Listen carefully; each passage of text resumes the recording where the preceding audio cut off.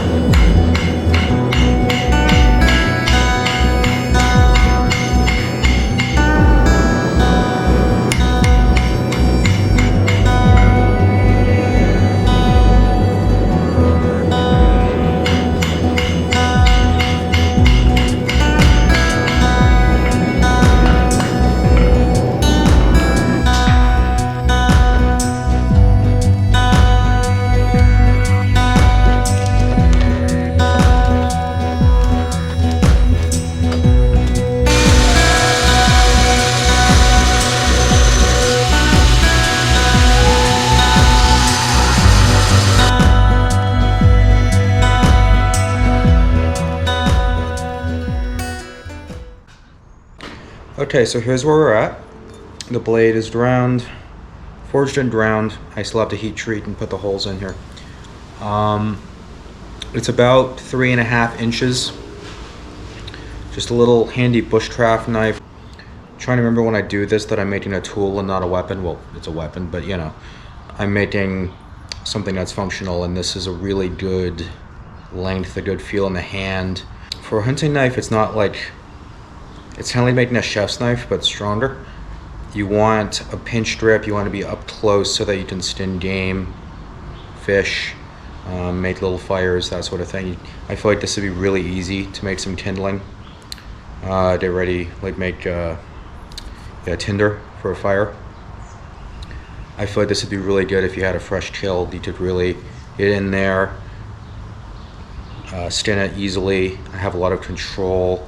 I could probably work around a bone really easily. If I had to gut something, I can get right up in there.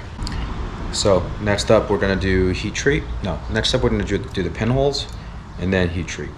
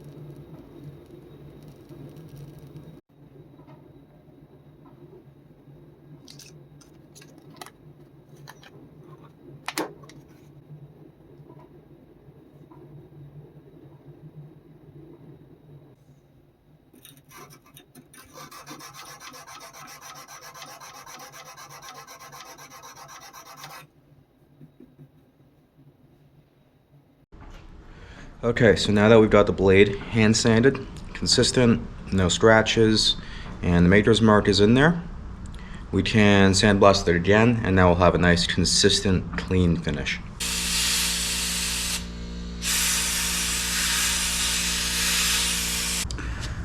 Okay, get some bluing on here.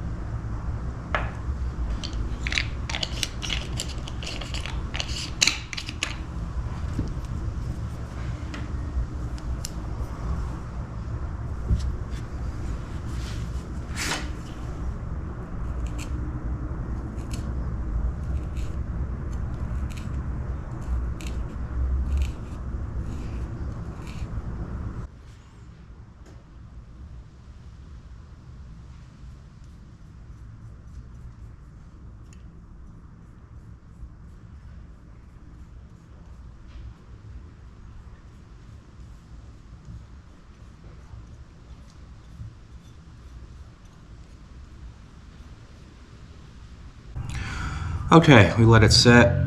I washed it off to neutralize the reaction. Now we just take some steel wool and just gently go over it to even out the finish.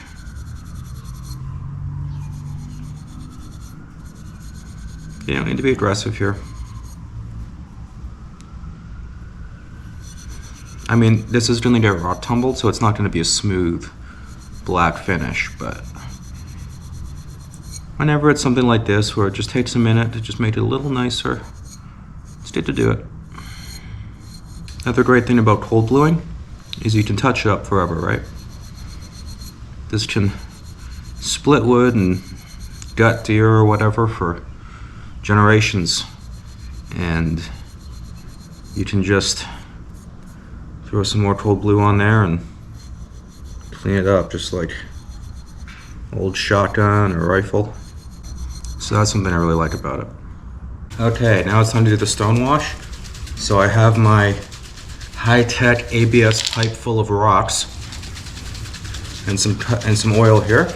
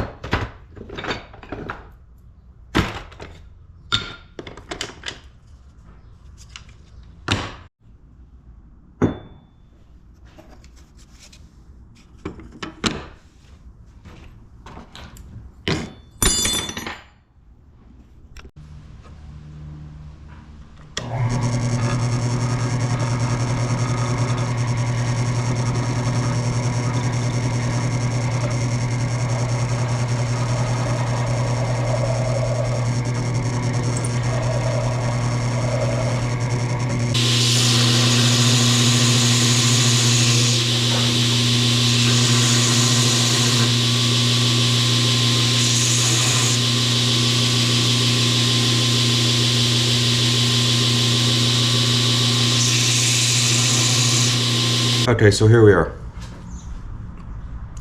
This got a little annoying. I did some stuff off camera because it was just fiddly. Basically, the tang ended up being just slightly crooked, and I tried to grind it flat, but the thing is I can't like lay this on the grinder and do the whole side flat, because then I mess up this texture and I can't fix it because it's a forged texture. So I had to kind of like profile the tang, do a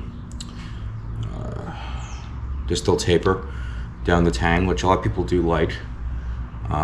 So now it's pretty good, it's pretty consistent. It's not completely perfect, but it's within range of epoxy. It wasn't before. and I went over it with a Dremel, and I basically hand fitted the scales to the blade. So I would remove any high spots until they fit nice and snug. So now we just have to sand up the transition here from the scales to the blade, because that's the only spot that once this is glued on you won't have access to anymore, realistically. So you have to get that up to a finished grit, and you can glue on the handle scales and basically just grind the perimeter, get everything all nice and flush.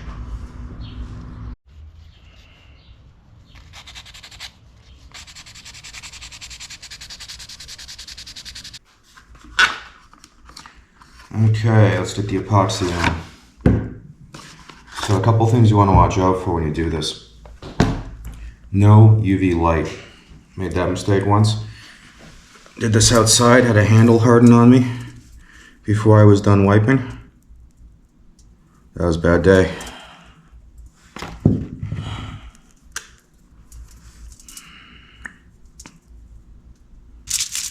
For this, made it easier to get the hardener in. Now when you do these scales, always butter the bread, always get all of it. Because I made the mistake once of just gluing the tang where I thought it would touch, and I was wrong, and there was a gap, and I had to try and fix it later. And it was not easy to fix later. So squeeze out is your friend, especially when you're using the 5-minute, and you have to like kind of haul ass.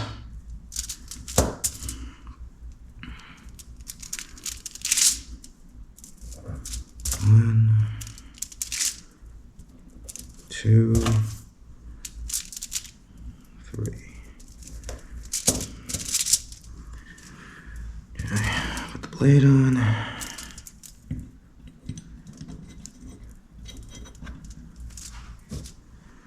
Now, for the epoxy to do its job the way you want it to, you don't want to put a lot of force when you clamp these scales on, because epoxy, say it with me now kids, is not a glue, it is a gap filler. That's why you carve your channels into the blade and into the scales, because otherwise too much will squeeze out and then it'll be acting as a glue. And especially with a knife like this, where someone might be using it to chop wood,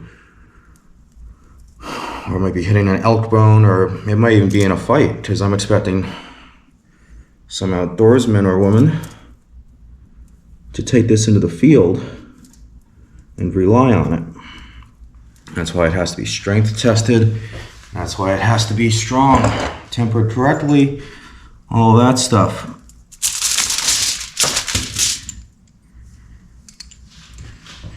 I mean, obviously, knives aren't hammers, but if someone uses my knife as a hammer, or a pry bar, or something like that, I want it to work for them. I want it to be the sort of thing that you always bring with you. That's why you want the handle to be comfortable. You don't want it to be too big, because you don't want someone to be thinking, oh, you know, I could bring my knife today, but I don't think I will, and then they need it. I really need it. You know, a lot of people that aren't really into doing stuff can't relate to really needing a good knife. But you know, I'm a tradesman. I need a good knife quite a lot. It's pretty normal for me to go, oh, I need something strong right now, I need something reliable.